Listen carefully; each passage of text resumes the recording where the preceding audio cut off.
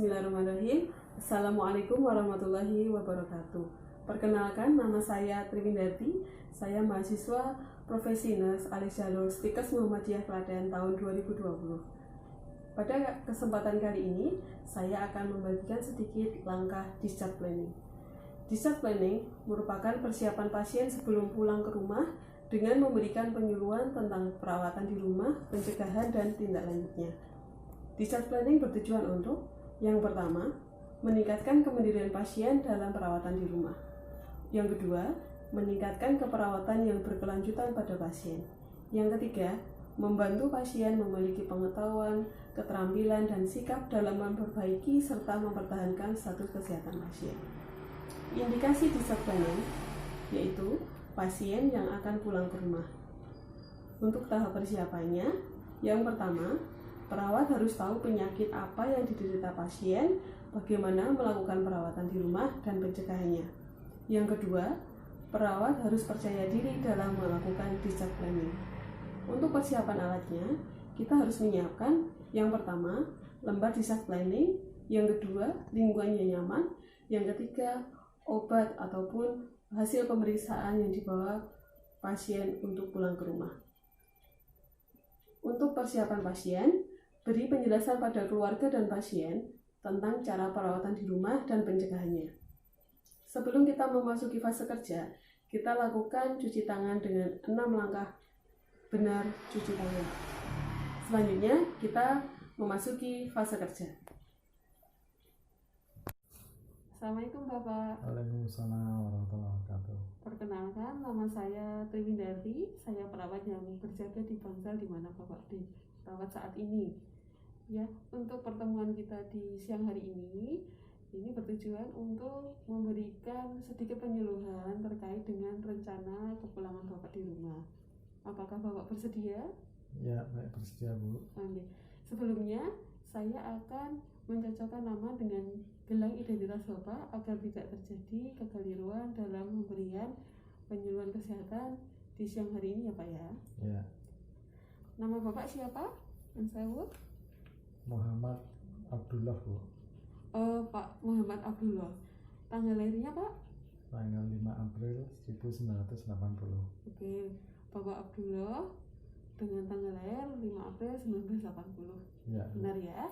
Oke, kita lanjutkan untuk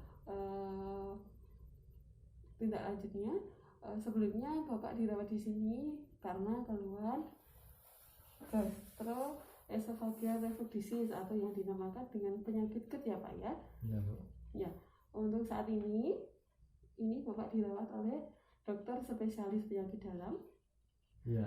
Terus kemudian Bapak dirawat di rumah sakit ini selama 2 hari. Ya.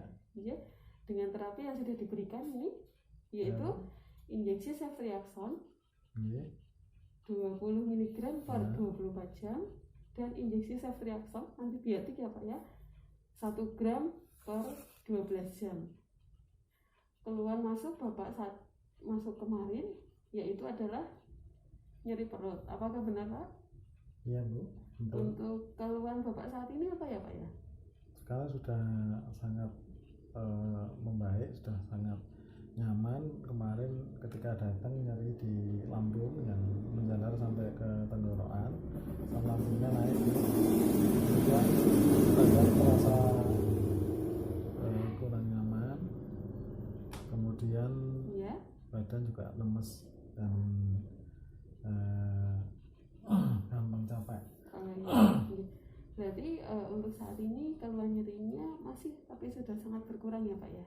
Iya Bu, sudah sangat berkurang, sudah lebih nyaman daripada ketika masuk pertama. Ya.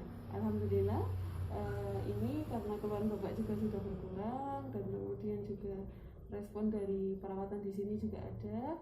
Untuk masalah keperawatan yang Bapak alami saat ini yaitu adalah nyeri akut ya. Terus ini ada obat yang dibawa pulang ya Pak ya. Ada 2 ya. Ini yang pertama adalah obat tablet namanya omeprazole 20 mg ini ya Pak ya. Diminum setiap pagi sebelum makan pagi 1 tablet. Terus kemudian ini obat antibiotik bernama Cefixime. Nggih. 100 mg dosisnya, bisa diminum 2 kali 1 tablet atau 100 mg setelah makan pagi dan sore jam 6 dan jam 18. Ya. Nah, untuk tensi Bapak saat ini itu 120/80, untuk nadinya 80 kali per menit, untuk pernafasannya 16 kali per menit. Ini dalam batas normal ya Pak ya. Ya, Bu. Bapak diperkenankan kontrol besok hari Senin tanggal 20 Juli 2020 di Ya. Poliklinik Penyakit Dalam. Ya. Ya. Untuk diet yang boleh diperbolehkan, nanti Bapak harus makan yang lunak-lunak dulu. Ya. Ya, Bu. Terus kemudian hindari makanan yang pedas dan asam. Ya. Terus kemudian makan harus teratur.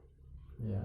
Terus kemudian hindari makan ataupun minum yang terlalu menyengat, misalnya soda maupun kopi. Ya. Ya. Terus kemudian usahakan untuk makan yang teratur. Ya. Untuk latihan dan aktivitas seperti biasanya Bapak, hanya saja Bapak harus diperbanyak istirahat. Ya, Paling Bu. tidak untuk sehari istirahatnya 7-8 jam. Terus Ya. kemudian bisa Bapak melakukan olahraga rutin seperti misalnya lari-lari kecil ataupun senam, bisa dilakukan 3 kali dalam seminggu. Dan kemudian Bapak harus menghindari stres, harus merilekskan diri. Begitu ya Pak ya. Ya. Ini untuk hasil pemeriksaan gastroskopi kemarin Pak. Ya. Ya. Ya, Bu. Nah, terus untuk yang selanjutnya, ketika terjadi kegawatan, misalnya Bapak mengalami nyeri perut yang sangat hebat, Bapak bisa langsung segera kontrol, misalnya sebelum waktu kontrol datang, Bapak bisa datang ke IGD rumah sakit ini atau fasilitas kesehatan terdekat. Ya. Ya. Ya. Ya. Saya paham. Begitu, Ya. ya. Bapak, bagaimana?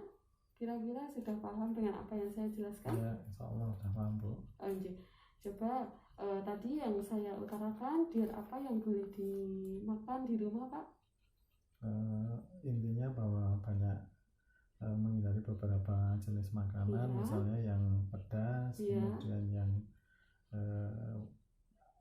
kecut ya, asam begitu Iya. ya. Kemudian sebisa mungkin memakan makanan yang lunak atau Iya. mengunyah makanan dalam waktu yang agak lebih lama. Iya. Kemudian memperbanyak minum air putih. Iya. Kemudian menghindari minuman yang berkafein dan bersoda. Iya. Saya kira itu, Bu. Oh iya, bagus ya Pak ya. Ya. Sama harus makan yang teratur. Ya, nanti Ya, sudah. itu ya.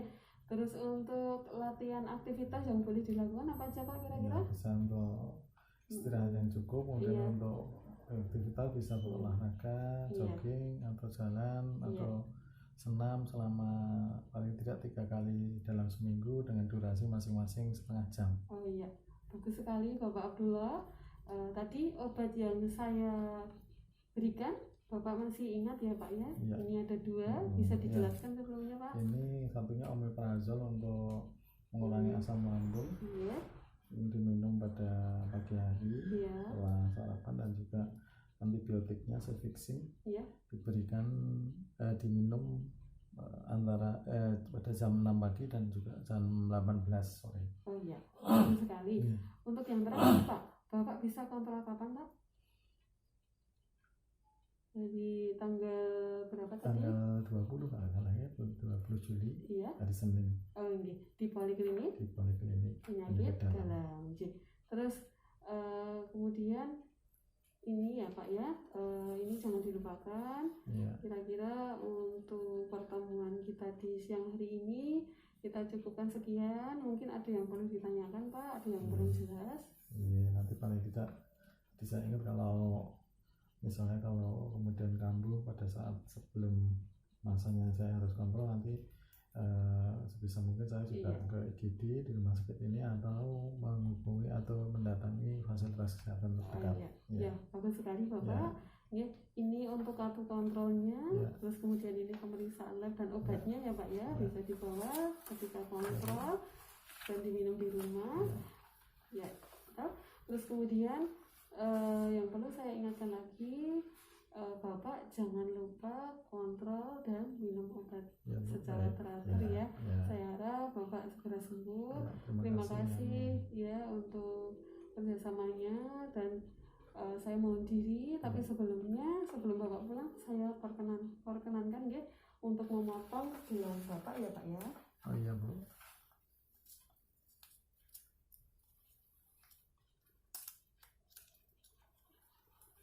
Ya. Ya, begitu Bapak bisa diperkenanan pulang. Terima kasih untuk waktunya. Assalamualaikum warahmatullahi wabarakatuh. Waalaikumsalam warahmatullahi wabarakatuh. Kita lakukan cuci tangan dengan 6 langkah benar cuci tangan. Tahap terakhir yaitu dokumentasi. Jangan lupa kita mendokumentasikan apa yang telah dilakukan di catatan rekam medis pasien dengan mencantumkan catat tindakan yang telah dilakukan, waktu dan tanggal tindakan, serta identitas pasien. Terima kasih, mudah-mudahan pertemuan kita di siang hari ini bermanfaat untuk kita semua. Wassalamualaikum warahmatullahi wabarakatuh.